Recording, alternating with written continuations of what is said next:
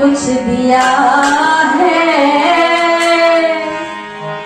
मुझे तूने मालिक, बहुत कुछ दिया है।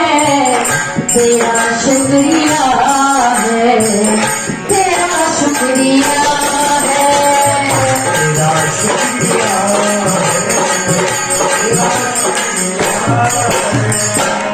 मुझे तूने मालिक बहुत कुछ दिया है।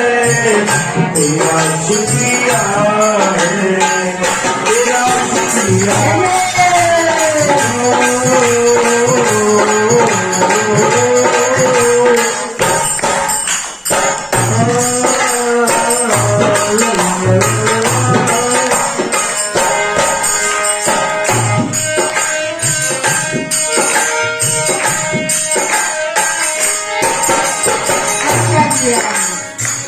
ये जायदाद दी है, औलाद दी है, मुसीबत में तूने जायदाद दी है।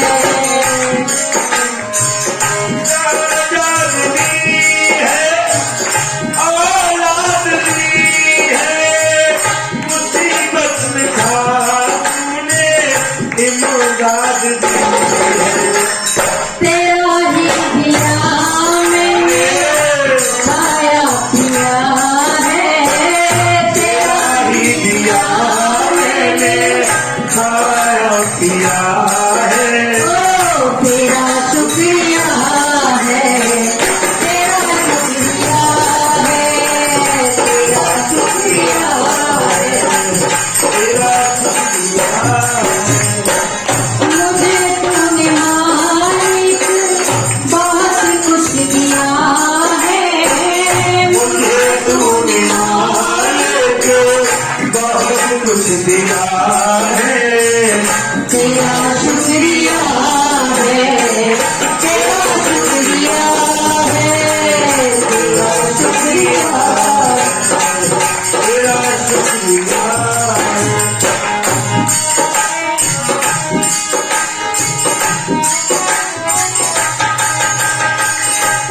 और देखिए प्रभु की करुणा, प्रभु की दया। बालक भले भूल जाए लेकिन वो नहीं भूलता। मेरा भूल जाना, तेरा नाम लाना, तेरी रहमतों का कहाँ है ठिकाना।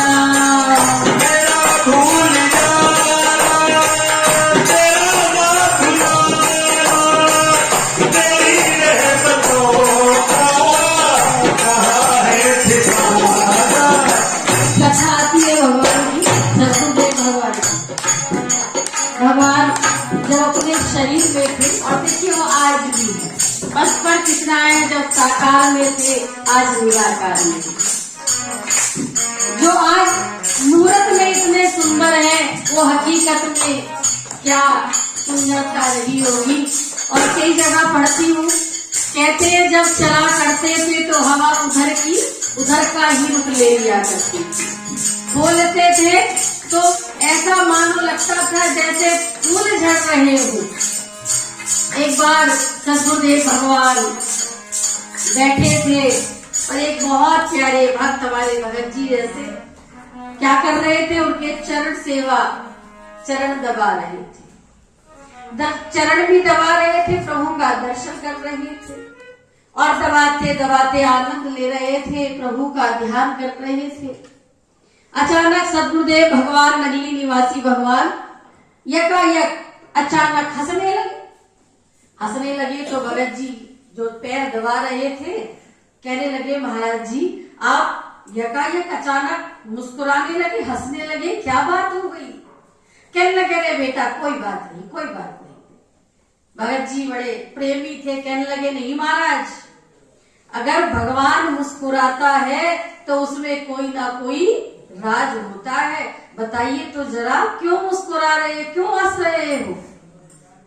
तो देखिए सदगुरुदेव भगवान से जब पूछा तो भगवान कहने लगे, प्रभु जी, नगली निवासी भगवान, कि एक भक्त है मेरा, बहुत पुराना, बहुत वर्षों से जुड़ा है।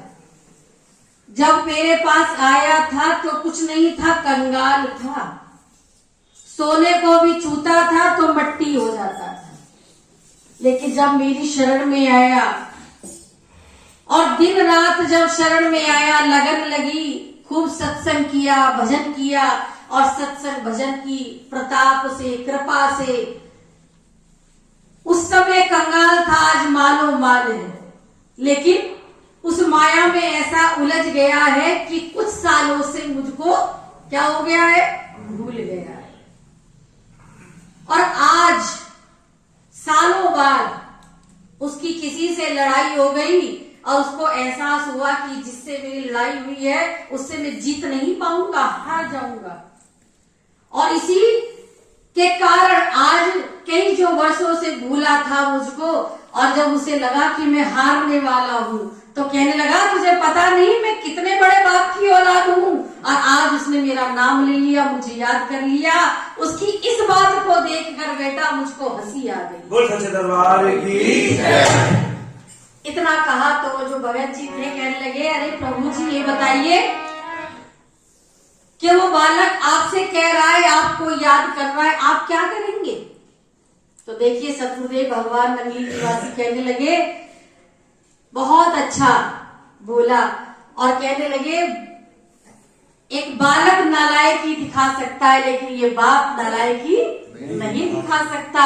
वो जितनी बार बुलाएगा मैं उतनी बार दौड़ कर जाऊंगा कि प्रेम नाल कोई भी बुलाना नहीं, और फिर कहते हारा वाला आना नहीं। ये हमारे अंदर ही कमी है कि हम ही कुछ ऐसी माया में उलझ जाते हैं कि प्रभु को भूल जाते। लेकिन प्रभु की इतनी करुणा है, इतने दया के सागर हैं, इतने दया सिंधु हैं, हम भले भूल जाएं लेकिन वो हमको कभी नहीं भूलता है। ये प्रभु की दयालुता है। क्या कहा, मेरा भूल जाना तेरा ना भुलाना, तेरी रहमतों का कहाँ है ठिकाना।